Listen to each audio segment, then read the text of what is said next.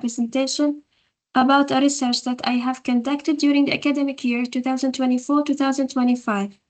The title of the research is an investigation of implicit and explicit English language exposure by higher education EFL students, a case study of GFP students at the University of Buraimi. During this presentation, at the beginning, I'm going to present the background of the study. After that, I'm going to present the research problem. After that, I'm going to present the study scope and questions. Then I'm going to present the literature review, the research methodology, the research findings, the research implications, and I'm going to conclude this presentation by presenting the research limitations. Let's start by the first point, which is the background of the study. Of course, the English as a second language or English as a foreign language educational systems around the world aim to prepare learners to master English in order to meet one of the job market's needs. Although these educational systems differ around the world, the common thing which is between them is that learning a language occurs through exposure. Exposure was found by Krashen. He stated in 1974 that exposure is an important ingredient of learning any language. It plays a unique role in students' motivation, engagement, and socialization. It's very important in learning the target language, social norms, attitudes, and mechanisms. It plays a unique role in the language learning process and performance. It helps to acquire a language successfully and easily. We have two types of exposure. The first one is the implicit exposure, and the second one is the explicit exposure. The implicit exposure is the exposure that happens or occurs through unconscious awareness, like the learning that happens outside the classroom while playing games.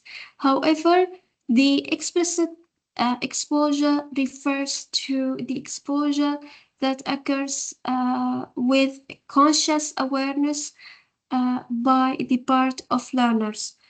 Of course, learners in explicit learning work hard in order to master specific knowledge and skills. Both types of exposure are important, especially for higher education EFL or ESL learners. What's the research problem? Basaidi and Ferrari 2022 and Fishnaf 2025 stated that despite the efforts that were done by the Omani Ministry of Higher Education to graduate learners with the main skills of English, graduates often lack the required linguistic and multicultural competencies. Diani 2022, Fishnaf 2025 stated that learning a second language is influenced by various factors, including metacognition, motivation, and environmental factors such as social cultural setting and exposure. Diana 2022 stated that implicit and explicit exposures are required for learners of higher education because they have spent years learning English language syntax and forming sentences. Therefore, what's the purpose of this study? Of course, this study aims to investigate the implicit and explicit exposure to English among higher education GFP students at the University of Buraimi. Of course, it was done because after reviewing the literature, I have found that no research study investigates learners' implicit and explicit exposure to English in Oman. No research study investigates students' roles in acquiring the English language. Regarding the global context, Layana 2022 suggests that further research studies should be conducted in English language exposure and the students' preferences for its types across different genders, age groups, or social backgrounds. What are the main research questions? This research aims to answer three main questions. The first one, what do GFP students at the University of Buraimi use more in the process of learning English? Implicit or explicit exposure? The second question is, which of the common higher education implicit English exposure activities do GFP students at the University of Buraimi prefer more? And the third one is, which of the common higher education explicit English exposure activities do GFP students at the University of Buraimi prefer more? Of course, after reviewing the literature, I have, of course, I focused on Krashen theory of second language acquisition, and I have used this theory as the main theoretical underpinning of my research. Of course, my research depends on one definition of exposure, which is exposure is the time a learner spends passively or actively in the target language, either informal or informal or written ways. Okay, of course, after reviewing the past studies, I have found that most of the past studies focus on the exposure levels, or it's the relationship between it and the other variables. Of course, in addition, after reviewing the literature, I have found that many studies focus on a single activity of language learning and its effects on a student's English learning. Okay, of course, now let's move to the research methodology. In order to collect data about my research, I depended on Liana's questionnaire, which was designed and validated in 2022. In order to collect data, I have followed many steps, which are as the following. First of all, I get the ethical approval of the research conduction. After that, I explained the study purpose to the participants, and I informed them of their responses, confidentiality and anonymity. Then I tried to get the participants' participation consent. Then I distributed the research questionnaire to the GFP students at the University of Buraimi by emails. After doing that, I tried to analyze the participants' responses, and I tried to analyze these responses and find the main results. Of course, SPSS software version 27 was used in order to analyze data, and after doing this step, I have found the following.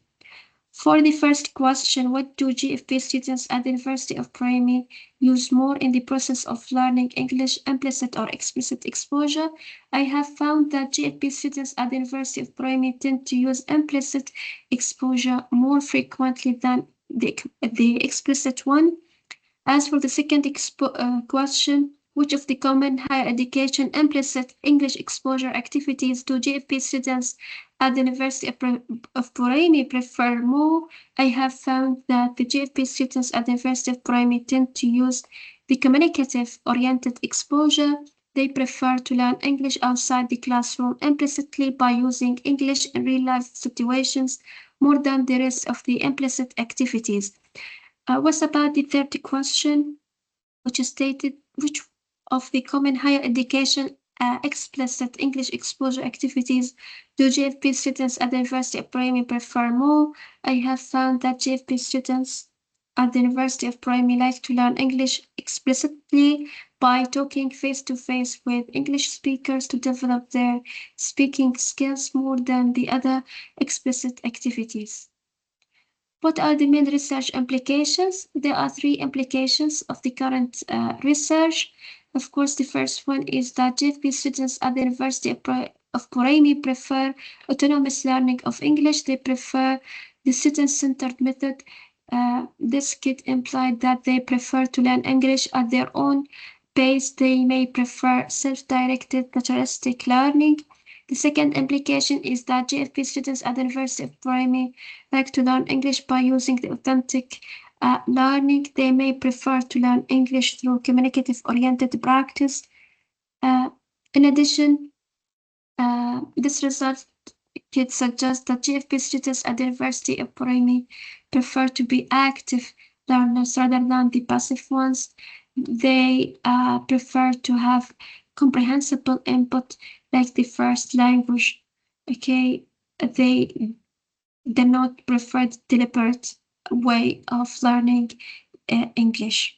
The third implication of this research is that GFP students at the University of Buraimi like to learn English by focusing on authenticity. They like to be active learners, not the passive one.